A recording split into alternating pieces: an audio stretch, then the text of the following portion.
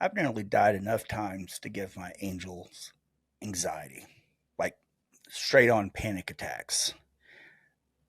And the reason why I'm saying this, where I'm even bring this up, is because it brings me to a question that that I've pondered on most of my life, and that's what is heaven really like?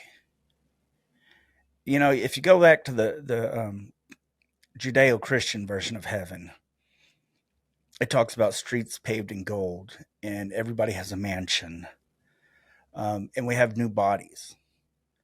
Uh, but I have an issue with that. That sounds like hell. I mean, honestly, I don't want to live with streets paved with gold. I don't. I mean, that just seems tacky to me. It's like putting gold spinners and Daytons on my wheels on my truck. It just doesn't make sense. In a mansion, man, being outside sounds more like heaven than being inside something. And I don't want a mansion. I'm not that type of guy. I like big cabin like houses, but a new body. What if I don't want a body? What if having a body and being restricted inside of a body is hell?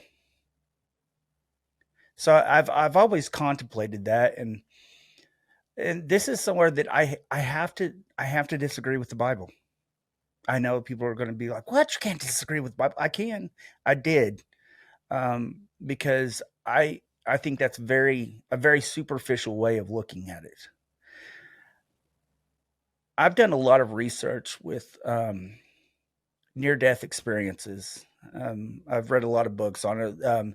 There's this doctor, and I mentioned him before, Dr. Michael Newton, who was a psychologist who used hypnotherapy to do regressive therapy for people with childhood problems, or problems that go back to their childhood. Well, like in 1977, he did a hypnotherapy on this woman, and when he's regressing, he actually regresses to a past life in the way she was describing it. It was not even her life. She was somebody completely different. Well, so he goes forward in time, and he he goes in between lives. Like, it wasn't the past, but it wasn't the present. It was right before she came into this incarnation. Well, he was an atheist. That's what's strange about it, is that most atheists that I've met instantly say nope, and Colquitt says it was just a fluke. But him being a scientist, he actually started researching, through the scientific method, as much as he could as a psychologist, um, to find out what his patients were saying and what they were seeing. So he started doing this with all of his patients, going back far enough to go into a past life and in between lives. And he was documenting everything. Well, he did this for over 10 years, just studying it before he ever wrote a book. Well, what he found, let's say you're outside you're inside of a gas station. Somebody comes in there and says, "Hey, dude, this one-armed midget just got into a fight with a gorilla that doesn't have arms." If one person come in saying that, you're like, you're on meth. You're doing some drugs, dude. But if, let's say, 5 different people come in that don't know each other, and they all describe the same thing, yeah, from their perspective, but it's all pretty much the same thing. You think, there's probably some truth to this. What if 7,000 people that don't know each other, have different backgrounds, different belief systems?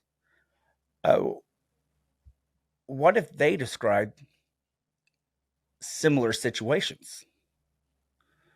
Wouldn't that be a clue? I mean, how much would you believe of it? Well, he did this, and 7,000 patients later, he found some really interesting stuff.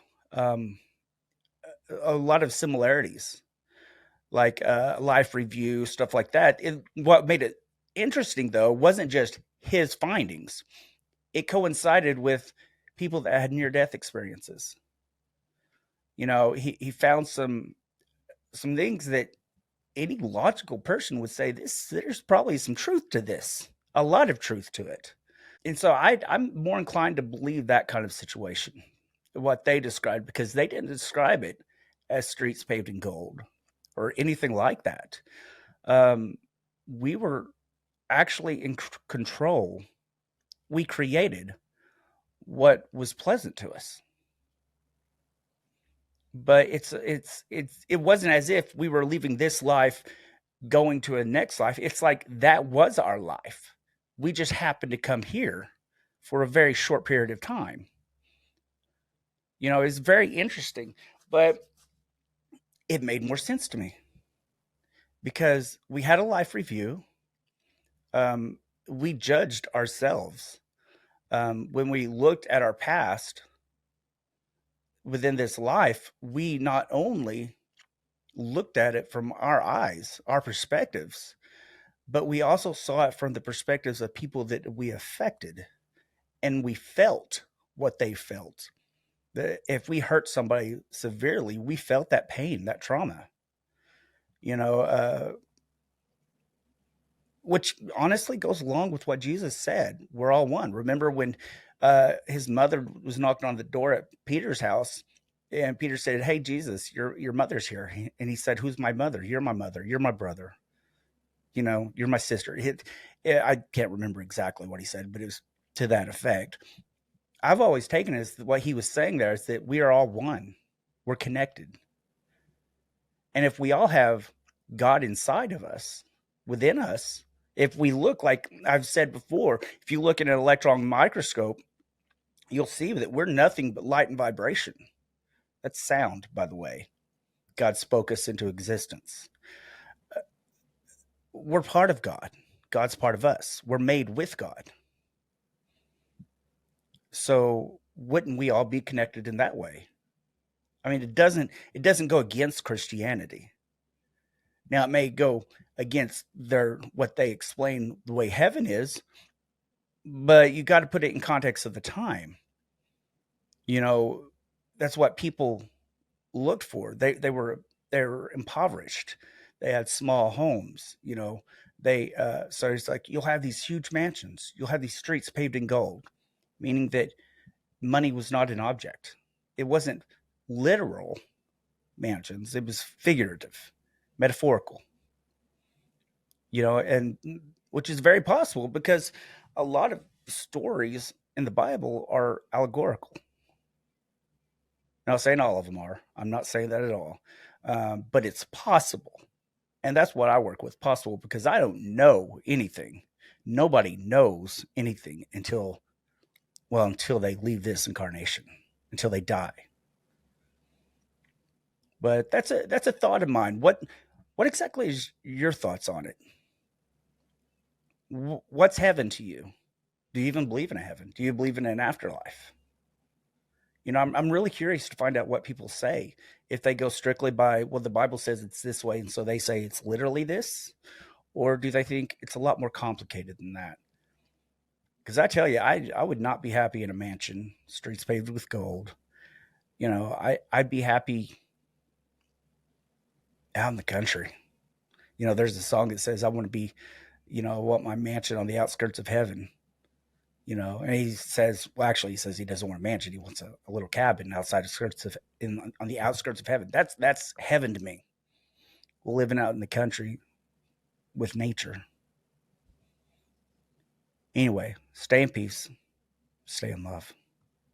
Hey guys, I want to personally thank everyone for liking and sharing my videos. If you want to continue to see my content, all you got to do is press that subscribe button, and I'll notify you as soon as a new video comes out. I don't get paid for any of this. So if you want to buy some of my merch, like my shirts, like Jesus is a Badass or my Don't Be a Dick shirt, you can easily go to my merch store, which is at SOGtv.org, which I will have it in the description at every video. So push that. Go buy yourself a shirt. I appreciate it. Have a blessed day, and I will see you at the next episode. Thank you.